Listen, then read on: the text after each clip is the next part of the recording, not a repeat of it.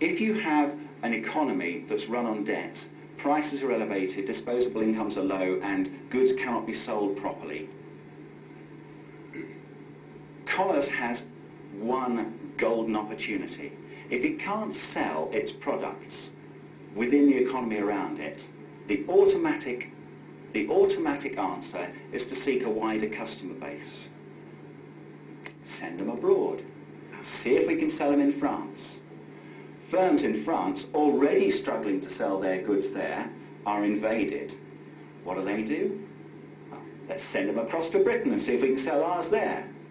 You have, by funding an economy on debt, you create a pressure to export on all economies. And instead of trade for mutual benefit or trade in marginal surpluses, you have every single economy in the world attempting to export its unsaleable surpluses to each other. Now, everybody argues about whether we should have free trade or not. Free trade in the sense of the unhindered exchange of goods and services between two countries or two people that want to exchange, there's nothing wrong with that. But if they're forcing the goods down each other's throats, if there is a pressure within each economy to export and flood other economies with unsaleable surpluses, then free trade is a recipe for disaster. Why do you think protectionist barriers were erected in the first place? It was to try and control the aggressive export drive, whether it was at the national level with government subsidising or whether it was at the commercial level with individual firms trying to seek a wider customer base.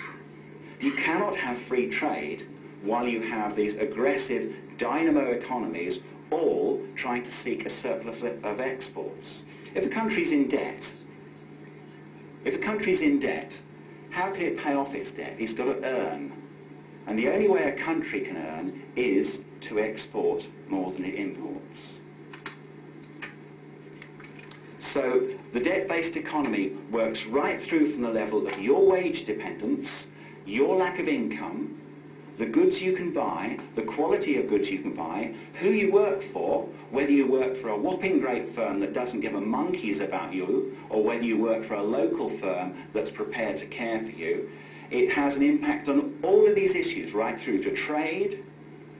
The aggression between nations has regularly been responsible for international warfare. Monetary reform is a very, very simple idea. It is simply that a nation has a right and a responsibility to provide the economy and its population with a neutral medium of exchange. Not one generated out of debt by banks, building societies or other lending institutions, but one literally supplied. This is one of the great and glorious, if you can call it that, misnomers of economics. If you look at the official statistics and read the newspapers, they talk about the money supply. Well, there isn't a money supply, and that's the whole problem. This money is not supplied. This bulk of money, this 96% of credit, is an incident of lending. You might be interested to know how it happens. Again, I have an attractive acetate with some cartoon figures on it, but I can't show it, so you'll just have to imagine it. But if someone on the front row down here crashes his car and needs a new one, he'll go to the bank manager, and the bank manager will advance him a loan of, say, $25,000. He will take his $25,000 and he'll go trotting off down the lane to where there is a garage or car sales. He will then buy the car he wants, and the car salesman will hold that piece of paper, $25,000 in credit. The car salesman will then go to his bank, will pay it in, and the bank manager will say, new money. It will be deposited in his account, and the entire money stock is $25,000 larger. The receiving bank has no way of knowing that that was money that was loaned, and nothing was taken away from anybody else's account in the first place. It was new credit, borrowed, spent, redeposited, money supply grows, and the banks say, that was nice, now we can lend some more. And they do, and it goes on and on and on. With every step, debt and the money stock go up in parallel. Just a delightful, this is well known by economists, delightful understatement by one economist. Taking the banking system as a whole, this is a chap called Andrew Crockett, established economist in the UK. Taking the banking system as a whole, the act of lending creates, as a direct consequence, deposits exactly equal to the amount of lending undertaken. Provided, therefore, banks all move forward in step, there appears to be no limit to the bank money they can create. He then scratches his head somewhat. Even more than this, there would appear to be a basic instability in the banking system. But it is much more than instability. It introduces a series of pernicious growth distortions into the economy that affect all of your lives. In the 1930s, they talked about a leisure economy. And they came up with some many interesting and creative ideas for welfare reform. This was pre the dole. Their idea was for a basic income. A basic income. Mortgage debt was sort of non-existent in those days, or very low. Mortgages were for perhaps 8 years, and they were often, well, they were for 25 years, but they were often paid off in advance of maturity and averaged 8 years.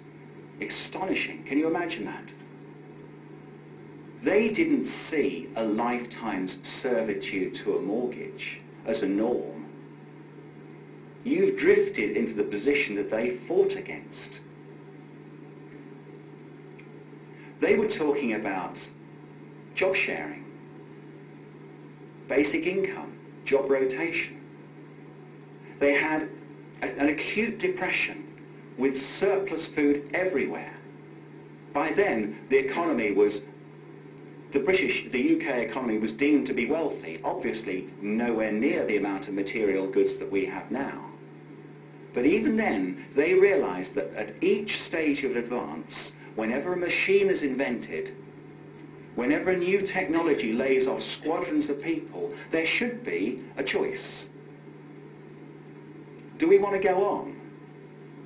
You know, what do we do next? Or do we just plough everybody back into full employment? And that's why the acceptance of employmentism, I know it's one of the great automatic choices of modern economics, but it wasn't, and it shouldn't be. And we need a structure that allows us to diffuse full employment, because otherwise we'll employ ourselves till we've carved our own grave on the surface of this planet, because the planet can't take full employment. Now, if you take the waste of time that is involved in marketing, the waste of time that is involved in making goods so that they fall apart, the waste of time that's involved in over-centralization with having goods produced in Taiwan that could be produced perfectly well in Canada, and carting them and trucking them backwards and forwards across the globe, the waste of time involved in redesigning products constantly, year on year on year. Do we need full employment?